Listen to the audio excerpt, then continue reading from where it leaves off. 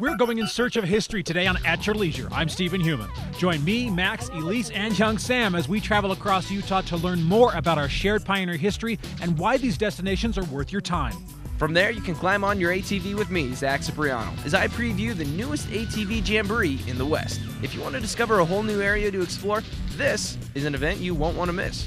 Last but not least, Reese Stein finds out sterile fish are a good thing. History, ATVs, and fish, it's a winning combination. At Your Leisure is next.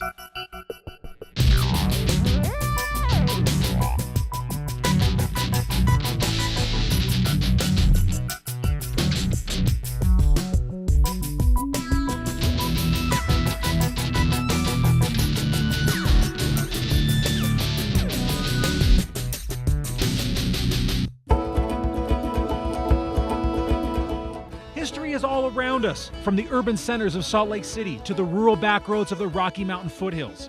That history exists in the form of buildings and stories, old outposts, giving us a link to our past and a better understanding of how our forebears lived, worked, and died. The great thing is we preserved a lot of these spots, and today we're taking you to 3 of the most interesting to discover why there's more to these dusty cabins and weathered monuments than just wood and mortar.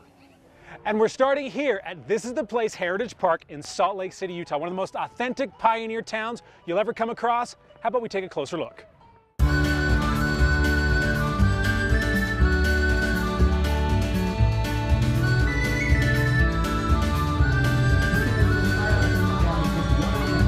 Am I shaving off your mustache today? I'd be a terrible pioneer. Our mission is to make history enjoyable.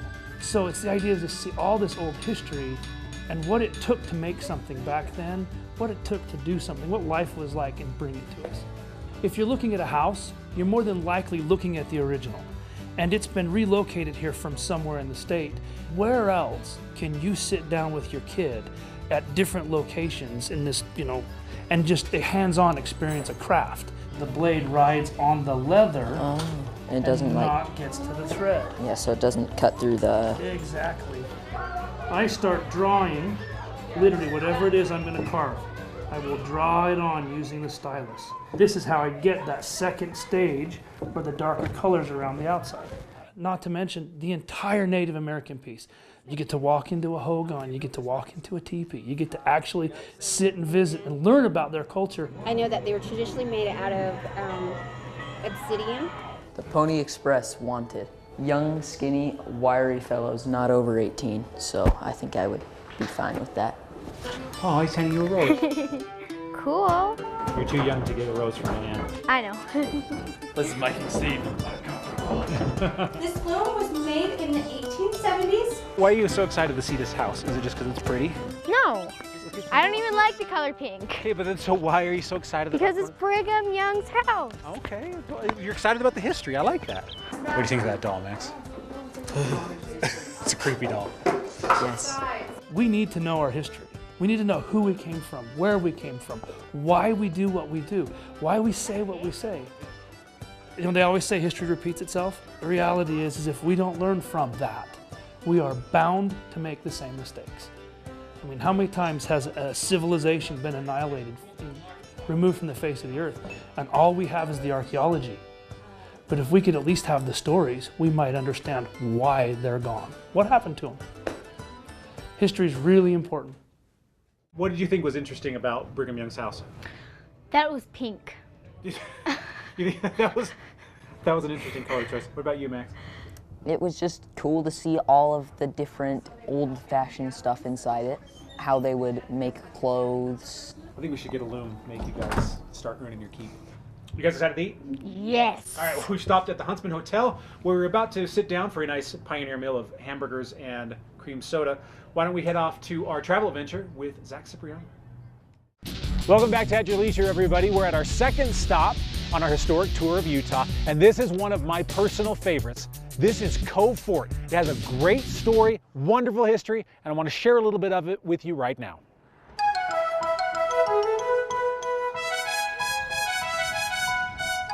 On April 12, 1867, Brigham Young sent a letter to Ira Hinckley asking him to leave his home in Colville and travel 220 miles south to supervise the construction of this fort.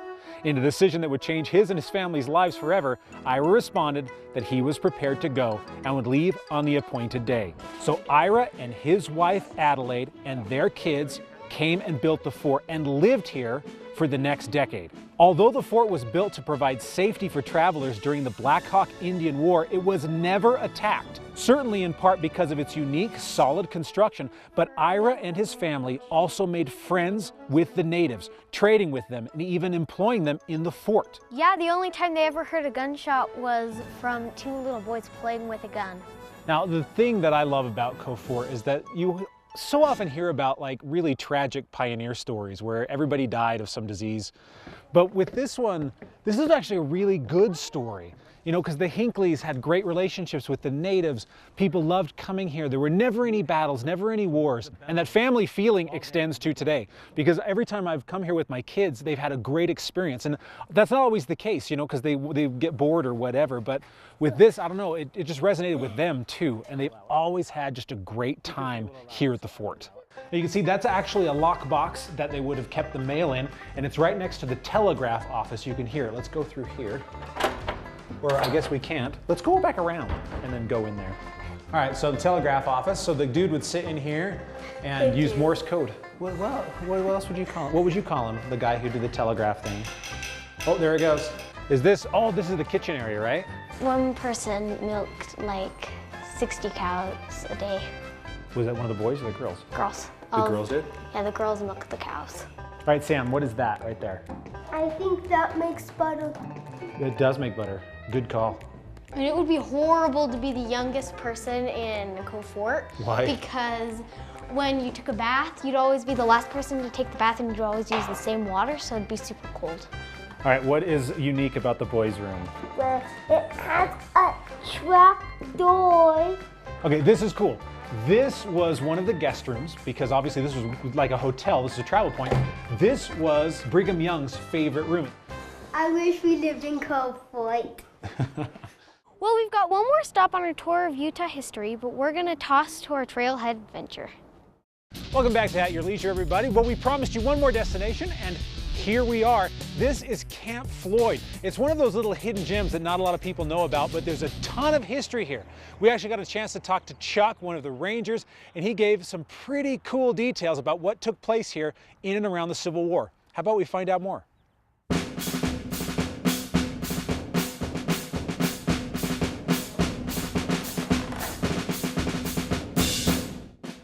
Camp Floyd is one of the best kept secrets in Utah. It's a little out of the way because Brigham Young didn't want the Army anywhere near Salt Lake City. In 1857, a newly elected President James Buchanan believes that the territory of Utah is in rebellion against the United States. And there really is no rebellion going on. But it will force the establishment of Camp Floyd with 1/3 of the entire United States Army. And they'll be here for 3 years. The camp was torn down just after or just prior to the Civil War, so there's really not a whole lot of original stuff left. We have our commissary building here, which is the only surviving structure of Camp Floyd. And from that, we have artifacts from the diggings of Dr. Dale Berger at Brigham Young University that were done in the 1980s and 1990s. We also have our Stagecoach Inn.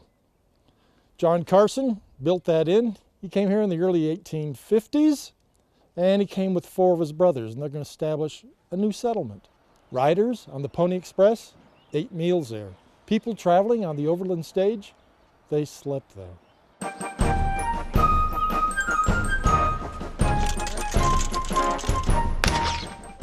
We have what we call the Johnson's Army program.